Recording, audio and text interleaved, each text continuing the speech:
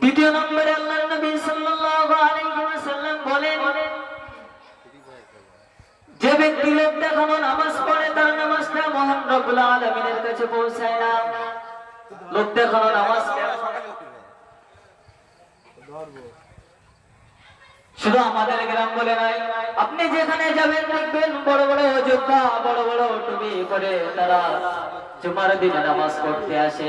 মসজিদে একটা অনুষ্ঠানের সময় আসলে তাদেরকে দেখতে পাওয়া যায় নাম কেনার জন্য তারা নামাজ পড়ে। আল্লাহর নবী সাল্লাল্লাহু আলাইহি ওয়াসাল্লাম বলে, এই সমস্ত ব্যক্তিদের নামাজগুলো মহান রব্বুল আলামিনের দরবারে কবুল হয় না। নামাজ যদি আপনাকে পড়তে হয় কবরের ভয় করে, কিয়ামতের ভয় করে, মহান রব্বুল আলামিনের ভয় করে নামাজটাকে আপনাকে পড়তে হবে।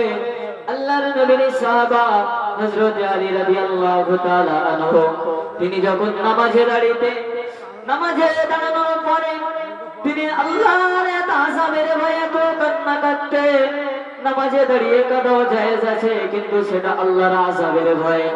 আপনার নিজের কোন পার্সোনাল প্রয়োজন নিয়ে নামাজে কাঁদে কেঁদে আল্লাহর কাছে দোয়া করা যাবে না। আপনি যদি আল্লাহ পাকের আযাবের ভয়ে কাঁদেন তাহলে সেটা জায়েজ। আর হযরত আলী রাদিয়াল্লাহু তাআলা আনহু বলেন, হযরত আলী রাদিয়াল্লাহু তাআলা আনহু তিনি যখন নামাজে দাঁড়াতেন তিনি এত কান্না কাঁদতেন যে তার দাড়ি মোবারকটা ভিজে যেত। আমরা নামাজ পড়লে আমাদের নামাজ কেমন?